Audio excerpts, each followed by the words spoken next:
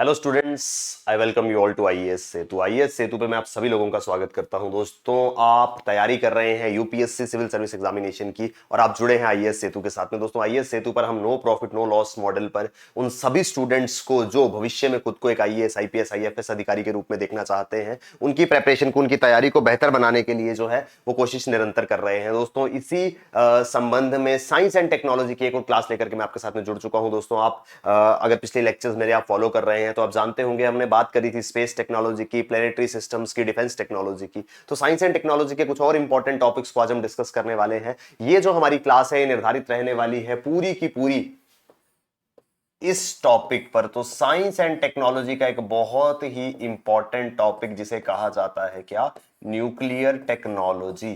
तो इसे nuclear technology जो है वो कहा जाता है। और ये न्यूक्लियर टेक्नोलॉजी का जो टॉपिक है ये बहुत इंपॉर्टेंट है एग्जाम के पॉइंट ऑफ व्यू से भी और बेसिक अंडरस्टैंडिंग के लिए भी। भैया, कैसे एक छोटा सा न्यूक्लियस जो हमें नॉर्मल आंखों से दिखता भी नहीं है, जिसको हम देखने के लिए हमको बहुत ही ज्यादा माइक्रोस्कोपिक लेवल पर जाना पड़ता है, वो छोटा सा न्यूक्लियस कैसे एक बहुत बड़े बॉम्ब का रूप ले लेता है और किस तरीके से हजारों लोगों की जान लेने की क्षमता जो है उस न्यूक्लियर बॉम्ब में रहती है। तो आज का हमारा ये लेक्चर जो है ये पूरा का पूरा न्यूक्लियर टेक्नोलॉजी या परमाणु ऊर्जा के ऊपर रहने वाला है। तो दोस्तों, परमाणु ऊर्जा में हम हर वो चीज समझेंगे कि किस तरीके से न्यूक्लियर एनर्जी जो है वो बनती है, न्यूक्लियर एनर्जी होती क्या है, ये कैसे हमको मिलती है, कैसे इस न्यूक्लियर एनर्जी से बिजली बनती है, कैसे इससे हम हिंदुस्तान की जो पावर कंजम्पशन है उसको हेल्प कर सकते हैं और किस तरीके से हम इसी न्यूक्लियर एनर्जी से एक बहुत ही घातक परमाणु बम तक बना सकते हैं। ठीक है जी। तो दोस्तों, साइंस एंड टेक्नोलॉजी की हम लोग बात कर रहे हैं, न्यूक्लियर टेक्नोलॉजी में हम आ रहे हैं। भैया, पहले तो बात करेंगे बेसिक डेफिनेशन की। न्यूक्लियर टेक्नोलॉजी होती क्या है? It refers to the technology involved in the nuclear reactions of the atomic nuclei. Nuclear technologies are used in nuclear reactors, nuclear weapons based on nuclear fission and fusion, nuclear medicines, smoke detection guns, etc. भैया, definition पे जाएंगे ना तो I am pretty sure अभी हमको इस definition में एक शब्द भी समझ नहीं आएगा। क्यों? क्योंकि इसके अंदर भैया टर्म्स ही ऐसी हैं, nuclear reaction, atomic nuclei, nuclear weapons, fission, fusion.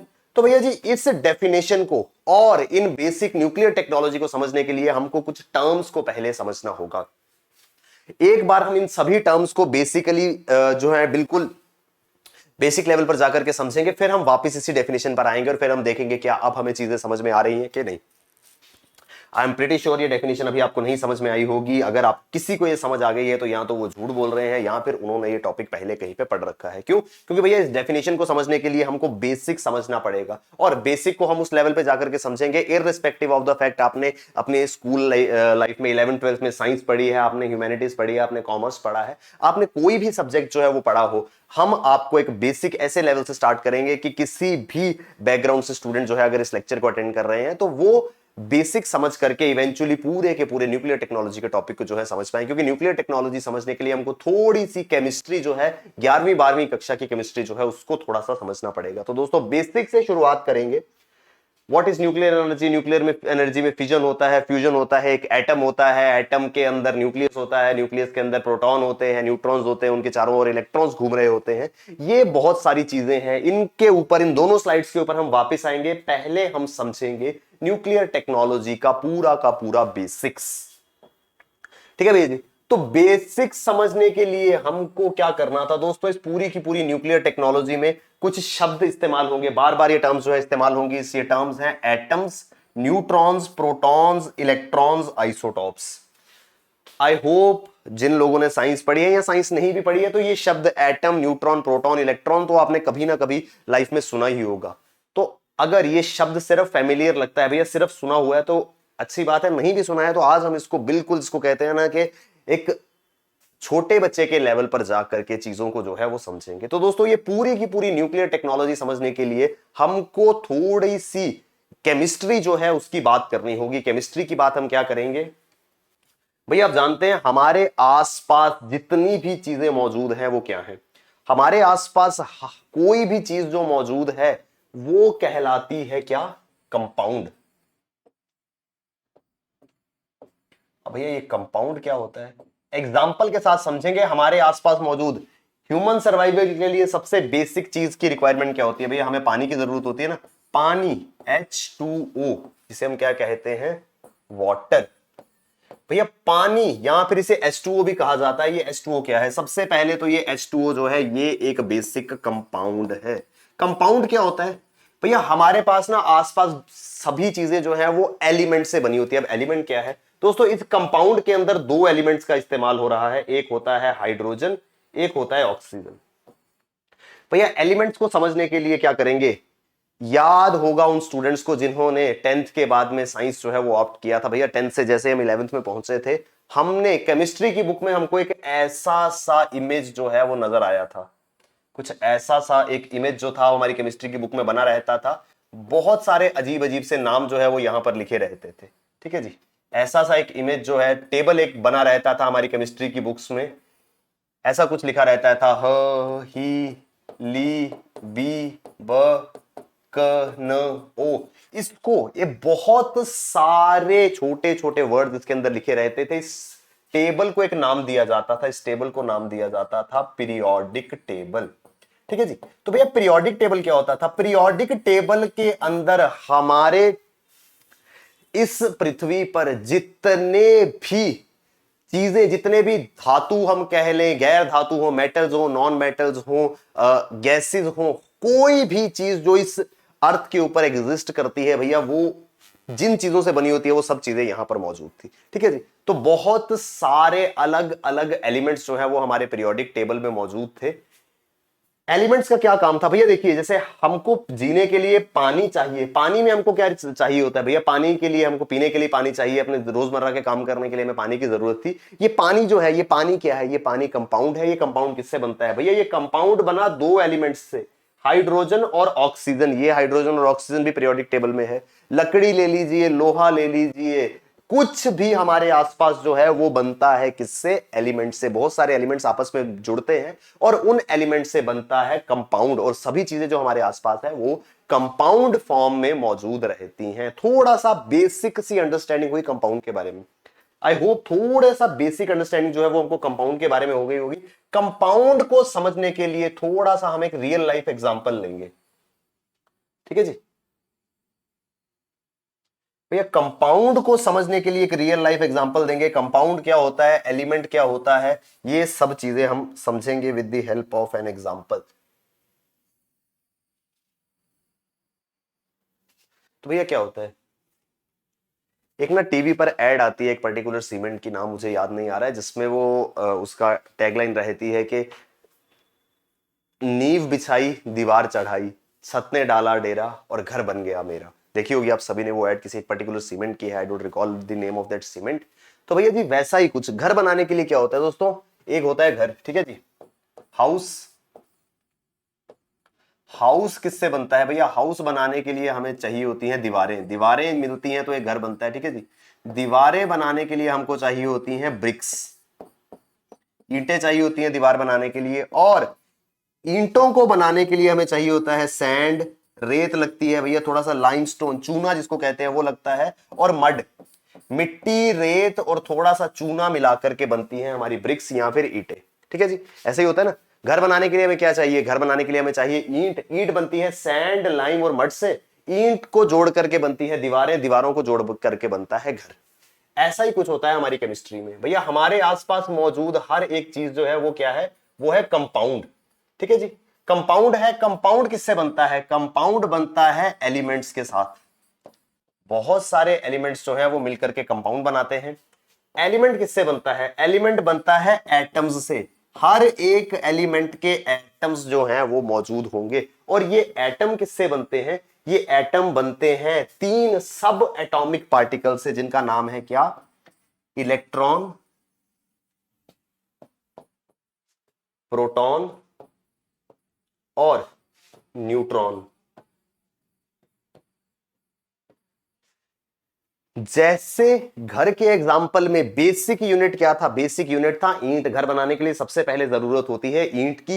ईंटों को हम मिला मिला के दीवार बनाते हैं, बहुत सारी दीवारें मिलती हैं तो हमारा घर जो है वो बनता है। वैसे ही सबसे बेसिक चीज थी एटम। किसी भी एलिमेंट के अंदर रहता है एक एटम।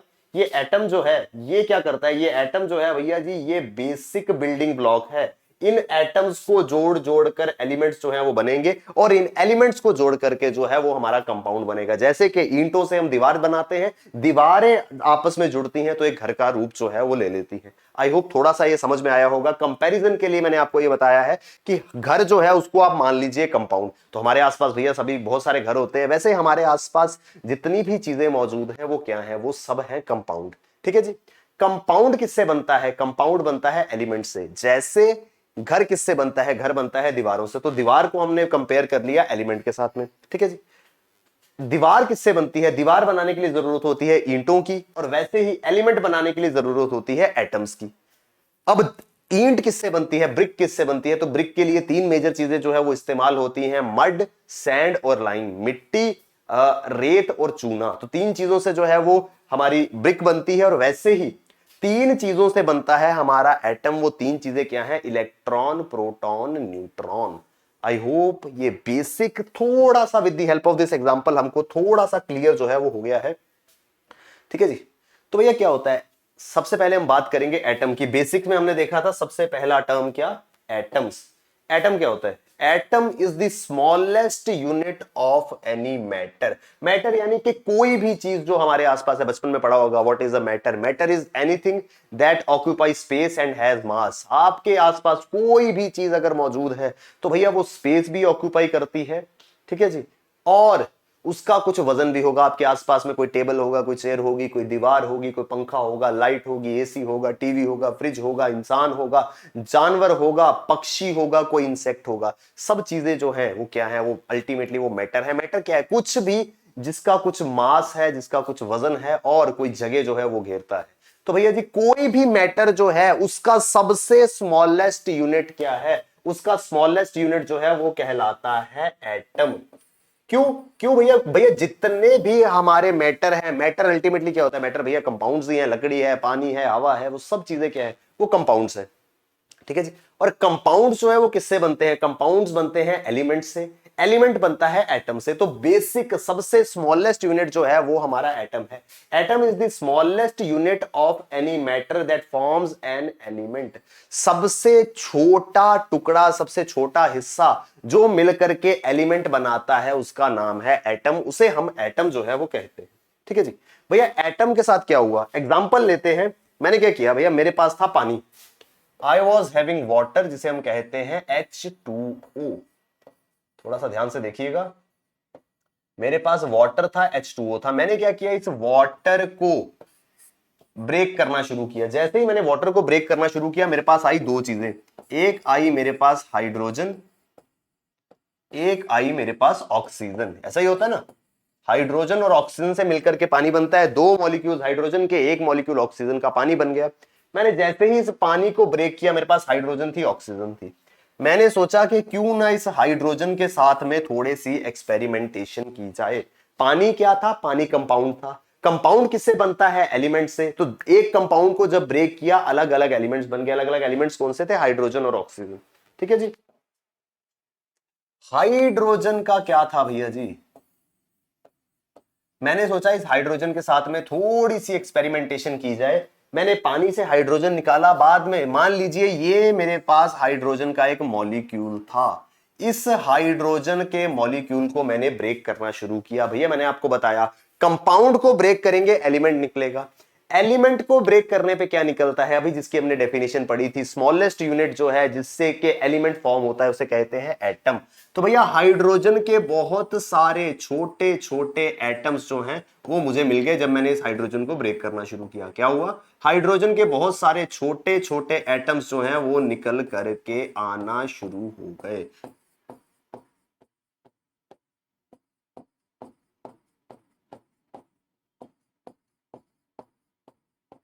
ये क्या है? ये हाइड्रोजन के बहुत सारे छोटे छोटे छोटे छोटे एटम्स जो हैं वो बन चुके थे। ठीक है जी। कंपाउंड क्या था? Water, H2O। H2O से मैंने हाइड्रोजन को, H2O को ब्रेक किया, मेरे पास हाइड्रोजन आया। मैंने हाइड्रोजन को फर्दर ब्रेक कर दिया। फर्दर ब्रेक करने पे क्या आ गया? मेरे पास आ गए हाइड्रोजन के एटम्स। ये क्या था हमारा? ये था कंपाउंड। कंपाउंड को ब्रेक करने से हमें मिला एलिमेंट, और एलिमेंट को ब्रेक करने से हमें मिले एटम्स। अभी तक की स्टोरी जो है हमको यहां तक आई होप समझ आ गई होगी। इसको कंपेयर करते हैं हम इस स्लाइड के साथ में। क्या था भैया? Compound element atom.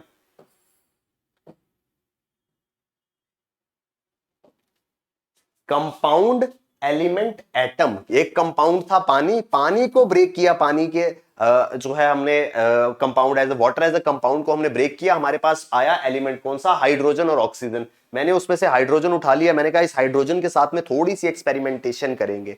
जैसे मैंने एक्सपेरिमेंटेशन करना शुरू करी, मैंने इस हाइड्रोजन को छोटे छोटे पार्टिकल्स में ब्रेक कर दिया। इन पार्टिकल्स को नाम दिया गया क्या? एटम्स। ठीक है जी, एटम तक की स्टोरी हमको समझ में आ गई थी, यहां तक हमको चीजें जो है वो क्लियर हो गई थी। अब क्या हुआ भैया? जैसे ही मेरे पास आया ना एटम, मैंने क्या किया, इस एटम को माइक्रोस्कोप के अंदर बहुत ही ज्यादा, जिसको कहते हैं कि फोकस करके, बहुत ही ज्यादा मैग्नीफाई करके देखना शुरू किया। तो इस एटम में कुछ ऐसे से दिखने वाले, ऐसे गोल गोल से एटम के अंदर मुझे तीन चीजें दिखाई दी। भैया वो तीन चीजें कौन सी थी? मैंने देखा कि इस एटम के अंदर, ये जो हमारा एटम था, इसके साथ मैंने फर्दर एक्सपेरिमेंटेशन करना शुरू किया। इस एटम को मैंने ऑब्जर्व किया, मैग्नीफाई करके देखा। इस एटम के अंदर तीन चीजें मिली मुझे। मैंने देखा इस एटम के अंदर तीन टाइप के पार्टिकल्स हैं, एक, दो, तीन। अब ये मत सोचना कि सर एटम तो छोटा था, ये बड़े कैसे हो गए, मैंने इसको मैग्नीफाई कर दिया। ठीक है भैया जी। तो इस एटम के अंदर से तीन पार्टिकल्स मुझे मिले। जब मैंने क्लोजली इन पार्टिकल्स को ऑब्जर्व किया, मैंने देखा एक पार्टिकल के ऊपर पॉजिटिव चार्ज था, एक के ऊपर नेगेटिव चार्ज था और एक पे कोई भी चार्ज नहीं था। क्या था भैया? फिर से देखते हैं। एक के ऊपर था पॉजिटिव चार्ज, एक के ऊपर नेगेटिव चार्ज और एक के ऊपर नो चार्ज। ठीक है, जिसके ऊपर तो पॉजिटिव चार्ज था, जिसके ऊपर पॉजिटिव चार्ज था, उसको मैंने नाम दिया क्या? प्रोटॉन। पॉजिटिव चार्ज वाले को मैंने नाम दिया प्रोटॉन, नेगेटिव चार्ज वाले को मैंने नाम दिया क्या? इलेक्ट्रॉन। और जिसपे नो चार्ज था उसको नाम दिया मैंने क्या? न्यूट्रॉन। दोस्तों इसको ध्यान से देखिए, आई होप आप जो है वो इसको समझ पाएंगे। कंपाउंड एलिमेंट एटम और एटम के अंदर मौजूद पार्टिकल्स प्रोटॉन, इलेक्ट्रॉन, न्यूट्रॉन्स। एक बार इसको ध्यान से देख लीजिए।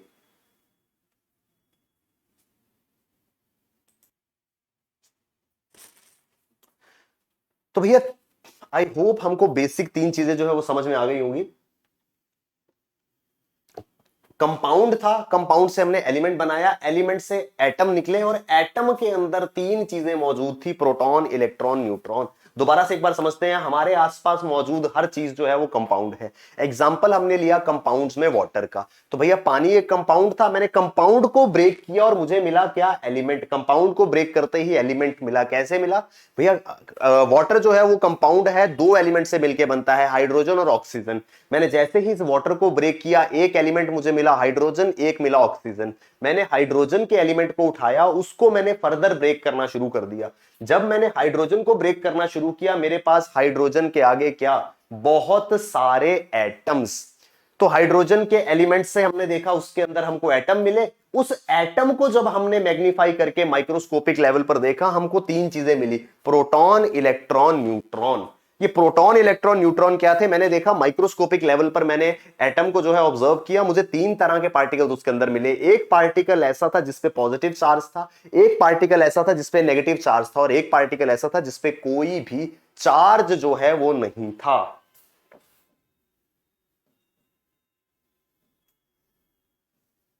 भैया ये देखिए, ये है एटम का स्ट्रक्चर। जिस एटम को मैंने मैग्नीफाई करके देखा था, उस एटम का स्ट्रक्चर क्या था? उसके अंदर था प्रोटॉन। आप आई होप आप देख पा रहे होंगे, इस प्रोटॉन के अंदर पॉजिटिव का साइन है, यानी पॉजिटिव चार्ज है। ये इलेक्ट्रॉन है, इसके अंदर नेगेटिव साइन है, यानी कि नेगेटिव चार्ज है। और ये न्यूट्रॉन है, इसके ऊपर कोई भी चार्ज नहीं है। तो भैया ये क्या कहलाएगा? नो चार्ज वाला न्यूट्रॉन। इस एग्जांपल से ना मुझे एक मूवी, वो आप सभी ने देखी होगी आई होप, फिर हेरा फेरी। तो फिर हेरा फेरी में बाबू भैया का एक डायलॉग है कि मैं सबके घर पे तीन तीन नल लगवाऊंगा। तो वो किसी ने पूछा कि भैया 3-3 नल क्यों लगवाओगे, तो उन्होंने कहा कि एक ठंडे पानी का नल, जिसको ठंडे पानी से नहाना है उसके लिए ठंडे पानी का नल, जिसको गर्म पानी से नहाना है उसके लिए गर्म पानी का नल। तो किसी ने पूछा कि भैया तीसरा, बोला तीसरा उसके लिए जिसको नहीं नहाना है, उसमें पानी नहीं आएगा, तो जिसको नहीं नहाना है वो जाके तीसरे नल के नीचे बैठ जाएगा। तो वैसा ही भैया कुछ ये है कि जिसको पॉजिटिव चार्ज चाहिए था उसके लिए प्रोटॉन, जिसको नेगेटिव चार्ज चाहिए था उसके लिए इलेक्ट्रॉन, जिसको कुछ नहीं चाहिए था उसके लिए न्यूट्रॉन। यानी कि एटम के अंदर 3 टाइप के पार्टिकल्स मुझे मिल चुके थे, प्रोटॉन, न्यूट्रॉन, इलेक्ट्रॉन।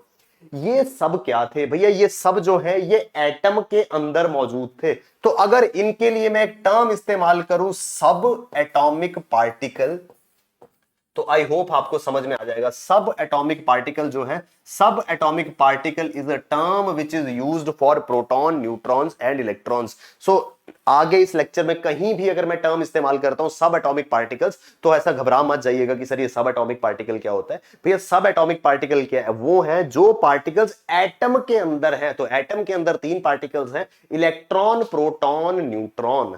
आई होप हमको यहां तक की स्टोरी जो है वो समझ में आ गई होगी। दोस्तों वापस चलते हैं हमारी बेसिक स्लाइड पर। तो भैया जी आई होप हमको एटम क्लियर हो गया, हमको न्यूट्रॉन क्लियर हो गया, हमको प्रोटॉन क्लियर हो गया और हमको इलेक्ट्रॉन क्लियर हो गया। दोबारा से देख लेते हैं, हमारे आसपास जितनी भी चीजें मौजूद हैं वो सब क्या है, वो सब है compounds.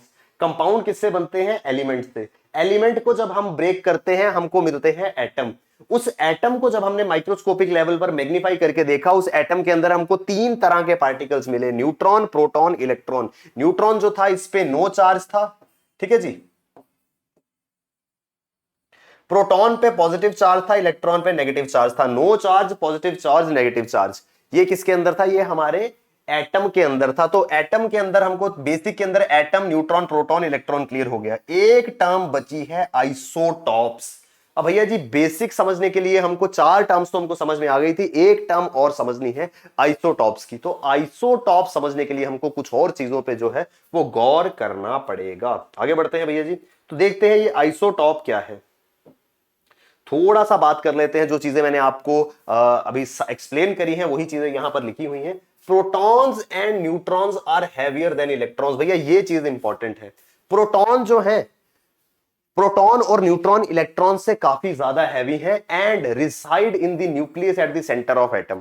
Electrons are extremely light weight and orbit the nucleus. Electrons जो है वो वेट में बहुत ही कम होते हैं, बहुत ही लाइट होते हैं और न्यूक्लियस को जो है वो ऑर्बिट करते हैं। यहां से एक नई टर्म निकल करके आई, nucleus.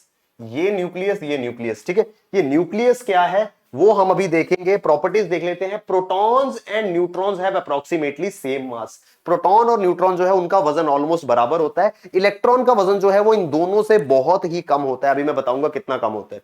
The proton is about 18335 times the electron. Proton और न्यूट्रॉन का वजन बराबर है और ये एक इलेक्ट्रॉन के वजन से 1835 टाइम्स ज्यादा है। अभी उसको एक्सप्लेन करेंगे। तो दोस्तों क्या हुआ, मैंने देखा कि मेरे एटम के अंदर 3 पार्टिकल्स जो है वो मौजूद थे। मैंने एटम के अंदर 3 पार्टिकल्स देखे जिनको हमने नाम दिया क्या, सब एटॉमिक पार्टिकल्स। ये सब एटॉमिक पार्टिकल्स कौन कौन से थे भैया, प्रोटॉन, न्यूट्रॉन और इलेक्ट्रॉन। मैंने सब एटॉमिक पार्टिकल्स को देखा, प्रोटॉन, न्यूट्रॉन, इलेक्ट्रॉन को देखा। मैंने इनसे पूछा भैया ये प्रोटॉन, न्यूट्रॉन, इलेक्ट्रॉन एटम के अंदर है, समझ में आ गया। एटम के अंदर कहां है, तो माइक्रोस्कोप पे मैंने मैग्नीफाई करके देखा। एटम के अंदर 3 पार्टिकल्स थे, उसमें से ना 2 पार्टिकल्स बिल्कुल शांति से एटम के बिल्कुल सेंटर में बैठे हुए थे। तो मैंने भैया जैसे ही मैग्नीफाई करके देखा तो मैंने पूछा भैया कि ये इसमें ये पार्टिकल्स एटम के अंदर किस पोजीशन पे है, किस लोकेशन पे है। तो मुझे बताया गया कि सर ऐसा है, सेंटर में 2 टाइप के पार्टिकल्स हैं और एक पार्टिकल जो है वो उन सेंटर वाले पार्टिकल्स के आसपास रिवॉल्व कर रहा है। तो दोस्तों क्या हुआ, सेंटर के अंदर 2 टाइप के पार्टिकल्स थे, दिख रहे होंगे आपको। एक के ऊपर पॉजिटिव चार्ज है, एक के ऊपर कुछ नहीं लिखा है, यानी कि पॉजिटिव चार्ज वाला प्रोटॉन और जिसपे कुछ नहीं लिखा है वो कौन है, वो है न्यूट्रॉन। तो सेंटर के अंदर, एटम के सेंटर में शांति से चुपचाप ऐसे एक जगह पर स्थिर बैठे हुए थे 2 लोग, कौन, प्रोटॉन और न्यूट्रॉन। और एक तीसरे टाइप का पार्टिकल भी था, कौन सा, इलेक्ट्रॉन। इलेक्ट्रॉन जो था वो मुझे सेंटर में कहीं नहीं दिखाई दिया। मैंने कहा भैया इलेक्ट्रॉन कहां है। उन्होंने कहा सर इलेक्ट्रॉन जो है वो ना इनके आसपास घूम रहा है, गोल गोल चक्कर लगा रहा है। ठीक है जी। तो भैया 3 पार्टिकल्स हैं, उनकी पोजीशन हमको समझ में आ गई थी। दो पार्टिकल्स, पॉजिटिवली चार्ज पार्टिकल और नो चार्ज वाला सब एटॉमिक पार्टिकल, यानी कि प्रोटॉन और न्यूट्रॉन सेंटर में थे। इस सेंटर में वो चुपचाप बैठे हुए थे, इसके आसपास वो घूम रहे थे। कौन? Negatively charge particles, electrons. Centre में पॉजिटिव चार्ज और नो चार्ज वाले थे, और इनके आसपास गोल चक्कर में निरंतर घूमे जा रहे थे इलेक्ट्रॉन्स। ये जो सेंटर है, ये जो सेंटर है भैया, इस सेंटर को नाम दिया गया क्या? Nucleus of an atom. ये एटम का क्या कहलाया? ये एटम का कहलाया न्यूक्लियस। अभी हमने टर्म इस्तेमाल की थी न्यूक्लियस। तो ये न्यूक्लियस क्या था? किसी भी एटम के सेंटर में प्रोटॉन और न्यूट्रॉन चुपचाप से शांति से बैठे होते हैं, उन्हें हम कहते हैं क्या? न्यूक्लियस। तो भैया न्यूक्लियस है। न्यूक्लियस के अंदर हमने याद रखना है भैया, तीन हमारे टोटल सब एटॉमिक पार्टिकल्स हैं। न्यूक्लियस के अंदर हमारे दो पार्टिकल्स होते हैं, प्रोटॉन और न्यूट्रॉन। इलेक्ट्रॉन जो है वो न्यूक्लियस के अंदर में नहीं होता है। ठीक है जी। तो न्यूक्लियस के अंदर एक तो हो गए नो चार्ज वाले पार्टिकल, एक पार्टिकल हो गए पॉजिटिवली चार्ज, जिनके ऊपर पॉजिटिव चार्ज मौजूद था। दोस्तों अगर किसी ने साइंस पढ़ी है या साइंस बैकग्राउंड है उनका 11th 12th क्लास में, तो एक प्रॉपर्टी हमने इन चार्ज पार्टिकल्स की पढ़ी थी। वो प्रॉपर्टी क्या थी? वो प्रॉपर्टी कहती थी कि like charges repel each other. Like charges repel each other. इसका क्या मतलब हुआ? वो कहता है कि भैया जो एक जैसे चार्ज वाले पार्टिकल्स होंगे वो एक दूसरे को दूर भगाएंगे, भाग यहां से, मेरे पास मत आना। मान लीजिए ये है एक, इस पे भी पॉजिटिव चार्ज है, ये है दूसरा, इस पे भी पॉजिटिव चार्ज है। तो भैया ये एक दूसरे को धक्का मारेंगे, ये इसको बोलेगा कि तू उधर जा, और ये इसको बोलेगा तू इधर जा। तो ये वाला इधर भाग जाएगा, ये वाला इधर भाग जाएगा। तो जहां कहीं भी लाइक चार्ज पार्टिकल्स मौजूद होंगे वो हमेशा एक दूसरे को दूर भगाएंगे। क्यों? क्योंकि like charges repel each other. ये बेसिक एक प्रॉपर्टी है। इसको मैंने क्यों बताया, इसके बारे में बात करते हैं। भैया देखिए, न्यूक्लियस के अंदर हमने क्या देखा? एक तो थे न्यूट्रॉन्स जिन पे कोई चार्ज ही नहीं था, तो उनसे हमें कोई दिक्कत नहीं है। लेकिन एक तरह का पार्टिकल और भी था जिसपे पॉजिटिव चार्ज था। भैया प्रॉपर्टी के अनुसार जाना हो तो ये लाइक चार्ज वाले को तो रिपेल करना चाहिए ना। देखो ये पॉजिटिव, ये प्रॉपर्टी के अनुसार तो हमने पढ़ा कि साइंस कहती है भैया अगर सेम चार्ज होगा तो ये एक दूसरे के पास नहीं रहेंगे, ये एक दूसरे को धक्के मारना शुरू कर देंगे। लेकिन यहां पर तो ये धक्के नहीं मार रहे थे भैया, ये पॉजिटिव, ये पॉजिटिव, ये पॉजिटिव, ये तो एक साथ में ही थे। अब ये एक साथ कैसे हो सकते हैं? हमको तो साइंस ने बताया कि भैया जी पॉजिटिव चार्ज अगर दो आपस में मिलते हैं तो वो दूर दूर भागेंगे। क्यों? सेम चार्ज जो है वो रिपेल करता है एक दूसरे को। लेकिन यहां पर ये एक साथ कैसे बैठे हुए थे, ये अब हमको समझना था। तो इसको समझने के लिए हम एक एग्जांपल यूज करेंगे।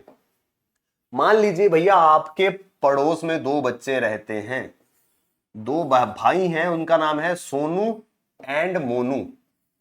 तो दो भाई आपके मोहल्ले में रहते हैं, सोनू और मोनू। सोनू और मोनू जो हैं वो पूरे मोहल्ले में इस बात को लेकर के फेमस है कि ये दोनों हमेशा आपस में लड़ते रहते हैं। सोनू और मोनू जहां भी होंगे एक दूसरे को मार रहे हैं, पीट रहे हैं, धक्का दे रहे हैं, इसने उसको उधर फेंका, उसने उसको उधर फेंका। ठीक है जी। मतलब सबको पता है कि सोनू और मोनू जो है वो हमेशा लड़ते हैं। एक दिन क्या हुआ, आप चले गए इन सोनू और मोनू के घर पे।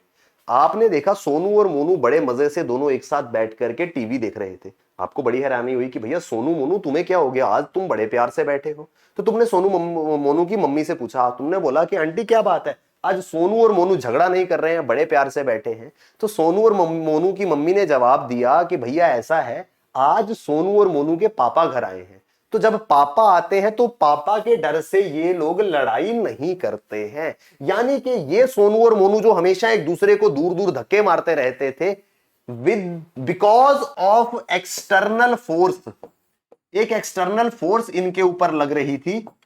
एक्सटर्नल फोर्स का क्या नाम था? वो एक्सटर्नल फोर्स थी पापा की। तो जब पापा घर पे थे तो ये सोनू और मोनू अब लड़ाई नहीं कर रहे थे, शांति से एक साथ बैठे हुए थे।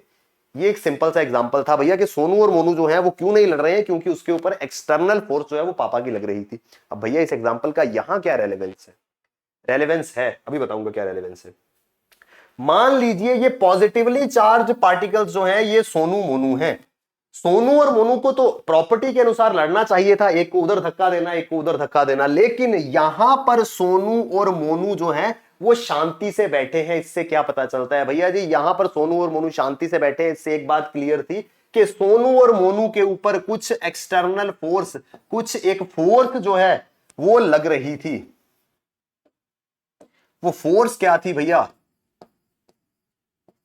वो फोर्स थी न्यूक्लियर फोर्सेस, जिन्हें हम कहते हैं। तो वो ताकत थी, न्यूक्लियर एनर्जी थी, जिस फोर्स ने, जिस एनर्जी ने इनको आपस में बाइंड करके रखा हुआ था, जोड़ करके रखा था। किसने जोड़ करके रखा था? न्यूक्लियर एनर्जी ने, न्यूक्लियर फोर्स ने।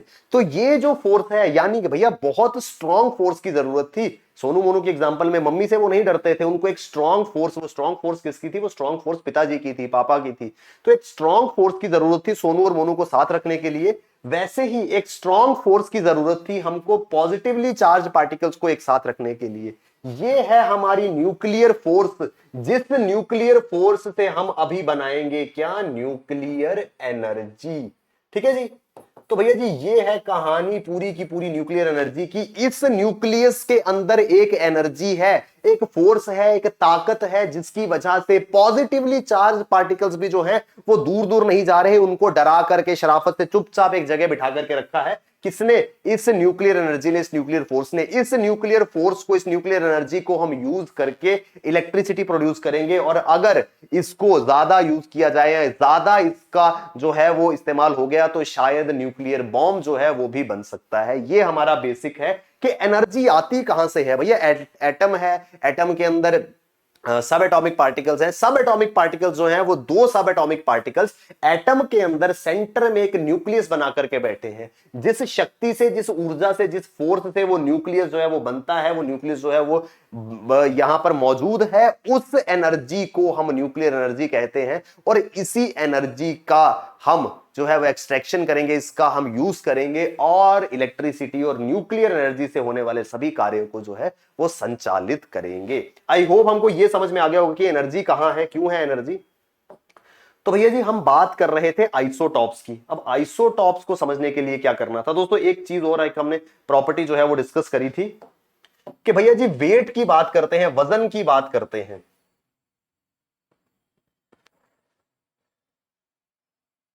वेट जो है उसकी बात करेंगे। वेट किसका? तीन टाइप के सब एटॉमिक पार्टिकल्स थे, इलेक्ट्रॉन, प्रोटॉन और न्यूट्रॉन। तो हमने एक एक करके इनका वेट जो है वो मेजर करना शुरू किया, हमने इनका भार जो है वो तोलना शुरू किया। जैसे ही हमने वेट देखा तो भैया मास ऑफ प्रोटॉन जो था was approximately equal to mass of neutron. यानी कि प्रोटॉन और न्यूट्रॉन का वजन जो है, द्रव्यमान जो है, मास जो है वो ऑलमोस्ट बराबर था। ठीक है जी। हमने बोला चलो ठीक है, प्रोटॉन और न्यूट्रॉन का मास बराबर है, ऐसा करते हैं इनके मास को कंपेयर कर लेते हैं इलेक्ट्रॉन के मास के साथ में। भैया हमने क्या किया, हमने मंगवाया एक तराजू, एक बैलेंस मंगवाया। ऐसा होता है ना तराजू।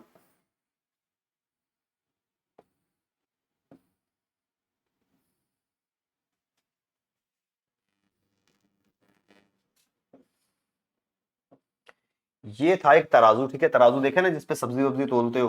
आप तो नहीं तोलते हो, बाजार जाते हो तो जो दुकान वाले भैया होते हैं वो ऐसे तराजू पे, बैलेंस पे जो है वो सब्जी तोल करके देते हैं। तो हमने इलेक्ट्रॉन, प्रोटॉन, न्यूट्रॉन का वजन तोलना था, इसलिए हमने भी एक तराजू मंगाया। पहले इस तराजू के ऊपर हमने रखा एक न्यूट्रॉन जिसपे कोई चार्ज नहीं था।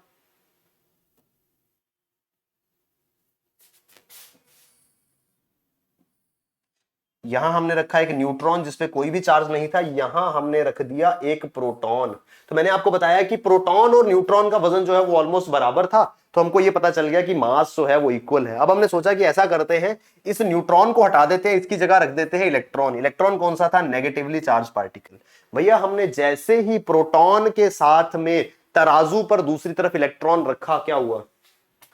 ये वाला हिस्सा जो था ये नीचे आना शुरू हो गया। मास जो है वो प्रोटॉन का ज्यादा होना शुरू हो गया। हमें लगा कि अच्छा भैया इसका मतलब इलेक्ट्रॉन जो है उसका वजन कम होता है, इसलिए प्रोटॉन वाली साइड जो है वो नीचे की तरफ जा रही है, बैलेंस ये नहीं हो रहा। हमने बोला कोई बात नहीं, ऐसा करते हैं यहां पे एक न्यूट्रॉन, सॉरी एक इलेक्ट्रॉन और रख देते हैं। तो दो इलेक्ट्रॉन हमने रख दिए। अभी भी ये जो था ये मास नीचे की तरफ था।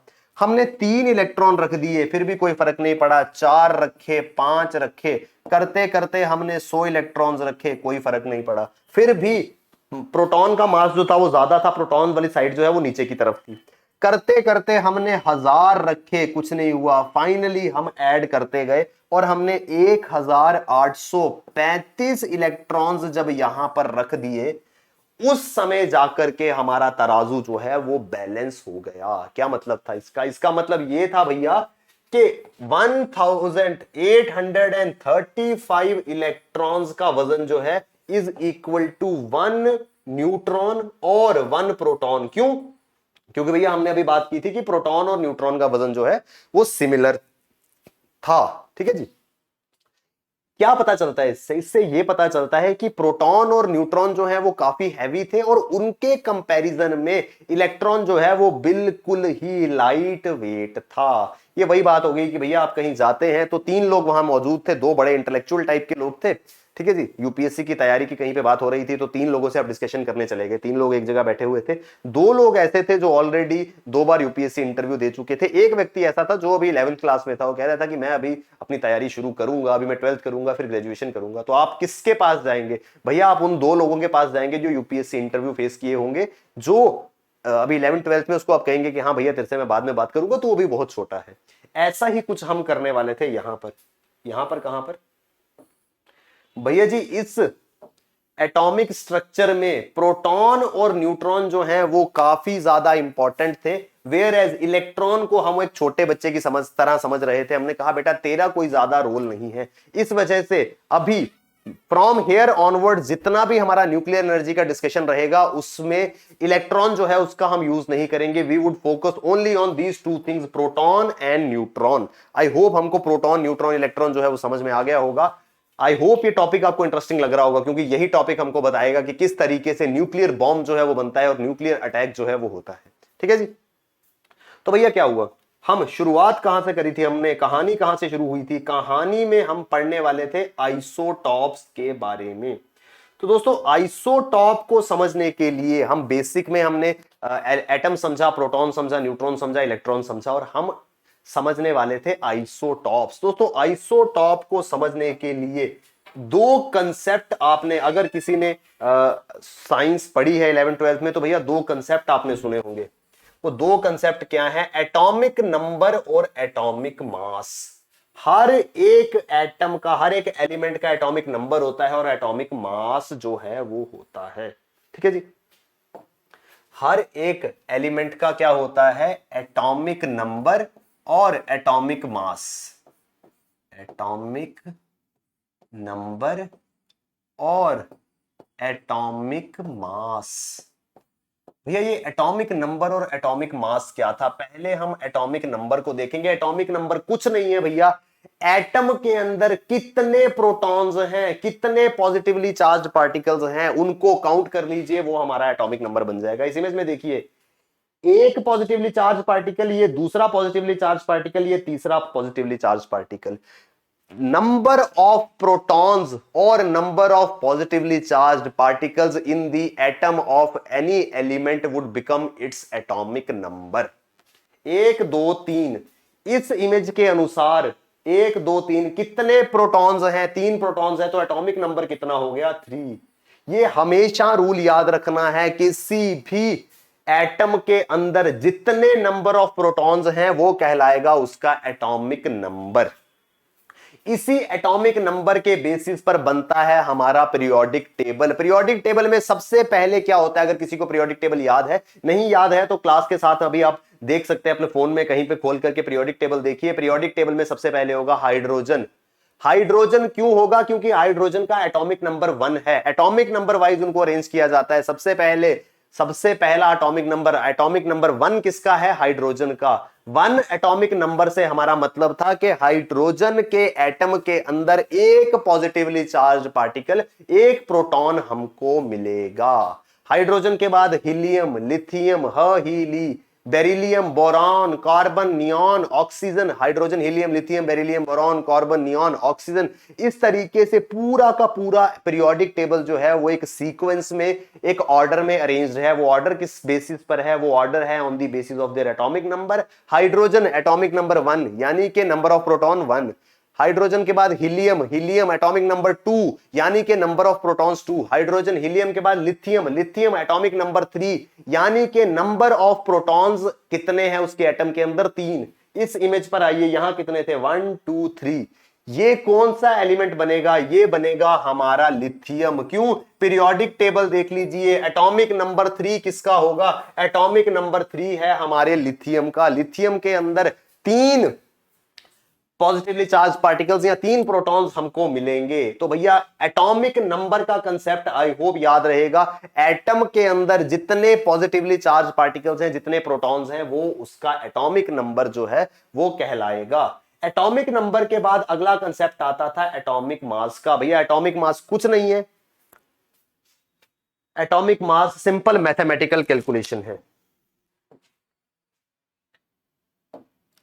एटॉमिक मास में यानी कि वजन कितना है किसका, इसका, न्यूक्लियस का। एटॉमिक मास कुछ नहीं है, number of protons, proton number plus number of neutrons, कितने प्रोटॉन्स है कितने न्यूट्रॉन्स है उनको प्लस कर दीजिए, वो बन जाएगा एटॉमिक मास। इस एटॉमिक मास को हम मास नंबर के नाम से भी जो है वो जानते हैं। तो कभी भी ये टर्म आ जाए, एटॉमिक मास आ जाए या मास नंबर आ जाए, कंफ्यूज नहीं होना है। एटॉमिक मास या mass number are both the same thing. क्या होता है इसमें भैया, number of protons plus number of neutrons. वापस चलते हैं इस इमेज पर, नंबर ऑफ प्रोटॉन्स हमने यहां लिख भी लिए थे, एटॉमिक नंबर वो जो था 1 प्रोटॉन 2 प्रोटॉन 3 प्रोटॉन। और नंबर ऑफ न्यूट्रॉन्स कितने थे, नंबर ऑफ न्यूट्रॉन थे 1 न्यूट्रॉन 2 न्यूट्रॉन 3 न्यूट्रॉन 4 न्यूट्रॉन। यानी कि इस पूरे के पूरे न्यूक्लियस के अंदर 4 न्यूट्रॉन्स थे और 3 जो है वो प्रोटॉन्स थे।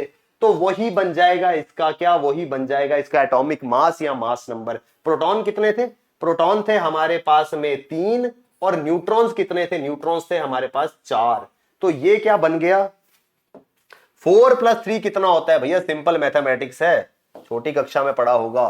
एटॉमिक मास या फिर मास नंबर जो है वो कितना हो गया, number of protons plus number of electrons. 3 proton 4 electron, sorry 3 proton 4 neutrons, 7 हो गया इसका एटॉमिक नंबर या मास नंबर।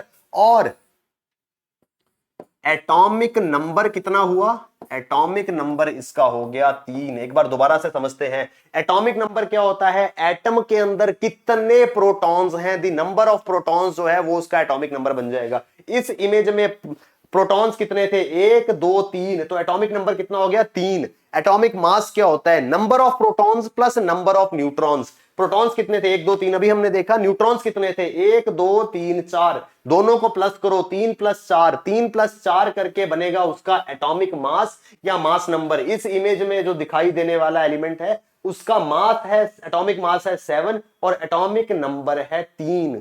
ये क्या था, ये था हमारा कंसेप्ट एटॉमिक नंबर और एटॉमिक मास का। आई होप यहां तक बेसिक डिस्कशन जो है, ये बेसिक जो है वो समझ आ गया होगा, एटॉमिक नंबर क्या होता है और एटॉमिक मास क्या होता है। ठीक है जी।